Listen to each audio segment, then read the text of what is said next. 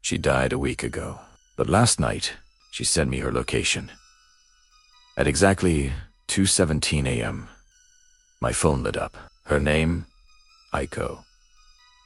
I remember just staring at it, not breathing, not moving, because I had watched them lower her coffin into the ground. I had stood there while they said goodbye.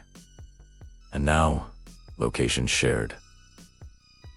No message, no explanation.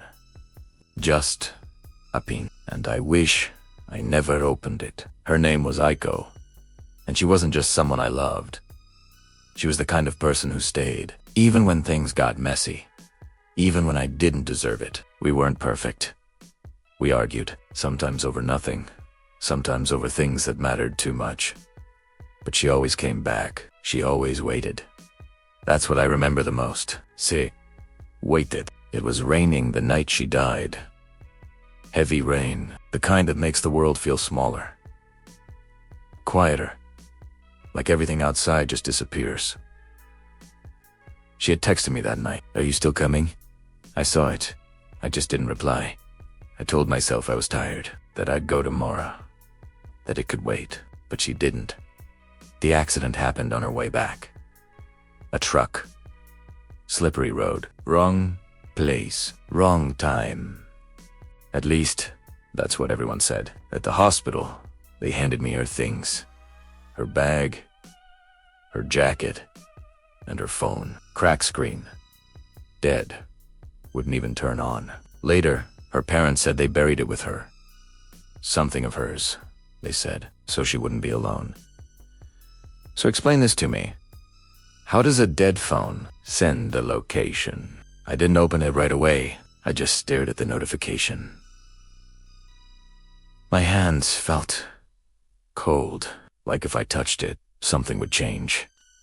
Something I couldn't undo, but I did. I tapped it. The map opened instantly. A red pin. Somewhere close. Walking distance, but I didn't recognize it. Not a place we used to go. Not anywhere important. Just a random spot. I zoomed in. Street name. Empty road. No buildings nearby. Okay. I remember saying out loud, this is just a glitch. I checked the number. It was hers. Same contact. Same chat. Same everything. I called it nothing. Not even a ring. Just silence. I typed, "Who is this?" Sent. Delivered. But no reply. I waited. 5 minutes. 10. Nothing. Eventually, I told myself it was a prank. Someone messing with me. Someone who didn't know when to stop. So I locked my phone. Turned away. Tried to sleep, but I couldn't. Because something about that pin felt wrong. I checked it again. The location, still there. Still active, at 2:17 a.m. Exactly. That time. It felt familiar. But I couldn't place it. Not yet. Not yet. I refreshed the chat, and that's when I saw it. Another message. White if. My chest tightened. I didn't type. Didn't move. Just stared. Then another one. You didn't come that night. My heart dropped. That night. The rain. Her message. Are you still coming? I remember grabbing my phone. Typing fast. Is this really you? Sent. Nothing. The typing bubble didn't appear. No read receipt. Just silence again. But it didn't feel like a prank anymore. Because no one else would know that. No one else would say it like that. You didn't come that night. Not angry. Not accusing. Just disappointed. And that was worse. The next night, I didn't sleep. I just waited. 2:16 a.m. nothing. 2:17 a.m. My phone buzzed. Her name again. Location shared. Different place. I opened it immediately this time. It was a bus stop, and then the message came. I waited here too. My breathing slowed. Not calm. Just heavy, because I knew that place. That was where we first met. Not officially, but that's where it started. She used to sit there after school, always the same seat, always looking at her phone, and one day, I just sat next to her. Didn't say anything. She didn't either. But the next day, she was already there. Waiting, I zoomed out on the map. Then back in. Then again. And that's when it hit me. I went back to the first location. Compared it. That one was the cafe. Our first real date. The place she waited. When I was late, I opened the chat again. Scrolled up. Both pins. Side by side. Caf. Bus stop. Both places. Where she waited for me. Memories started coming back, not slowly. All at once. Her sitting by the window, checking the door. Every time it opened. Her smile when I finally showed up, even though I was late. Again. Her saying, "It's okay, I knew you'd come." But that night, I didn't. And she waited. I checked my call history. There it was. Missed call. From her. The night she died. I never called back. I never even opened the message. I'll wait a little longer.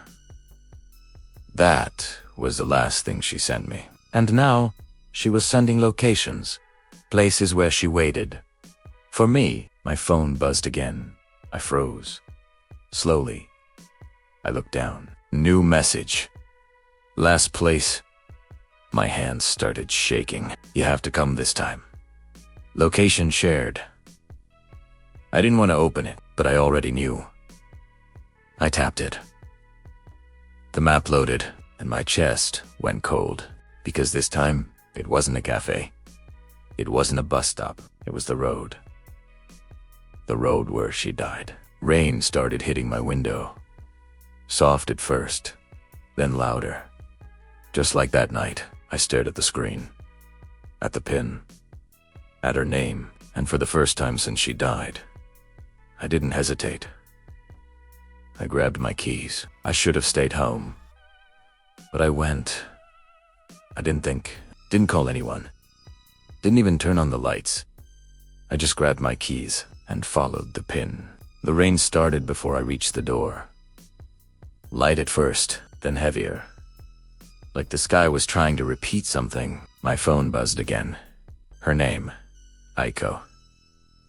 You're close. My chest tightened. Because I hadn't even started the car yet, the road was empty. No cars. No people. Just the sound of rain hitting the windshield. And the faint glow of my phone lighting up the car. The map guided me, turn by turn. Closer. Closer. Buzz. Don't stop. I gripped the steering wheel harder. This isn't real, I whispered. It's just someone messing with me. But even as I said it, Primetta slowed down. Because something about the road felt familiar. A streetlight flickered ahead. Then another, then darkness again. Buzz, I can see you? My breath caught. I looked around. Rear view mirror. Empty.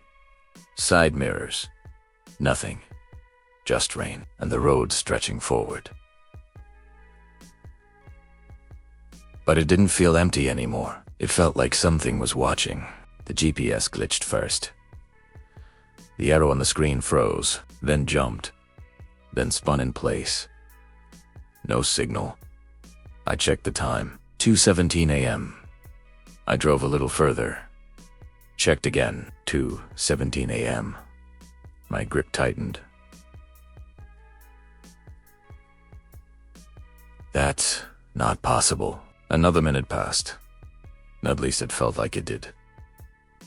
I checked again. 2:17. The same.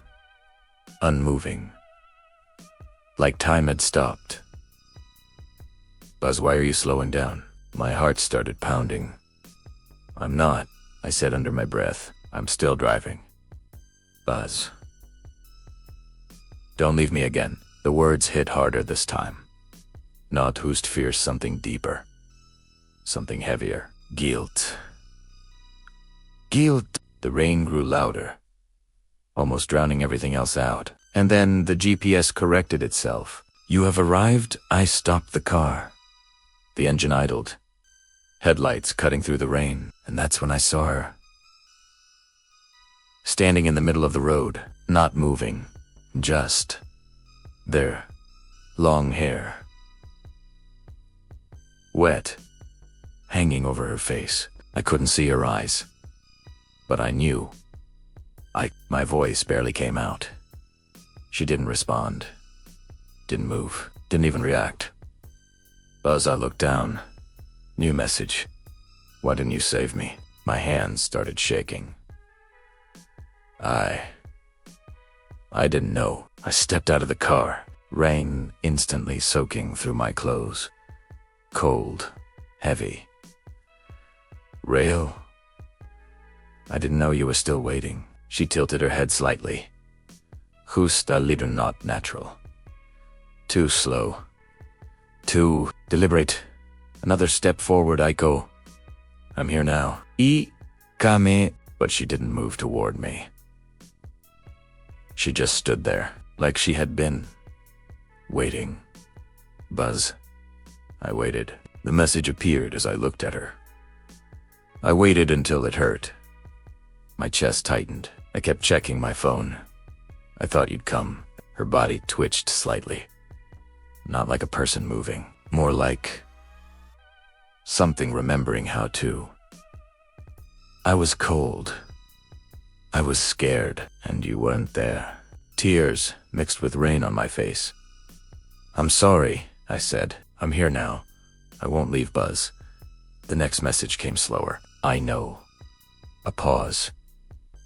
Longer than the others, then, but I'm not the one texting anymore.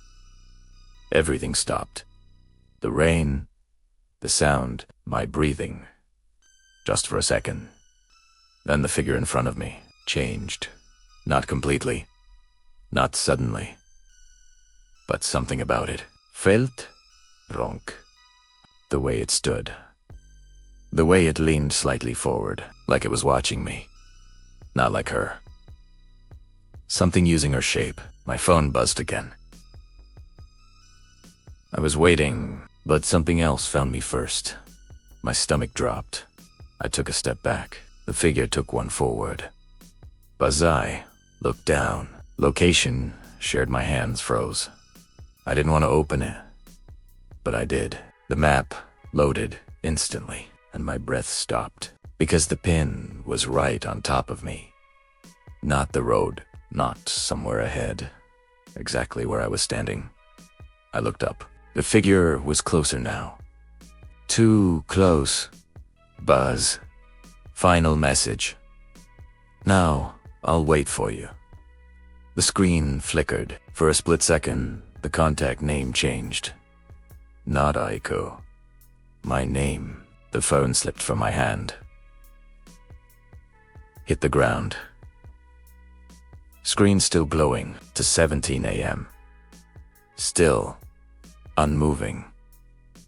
Rain poured down harder. The screen flickered again. New message. Why aren't you answering?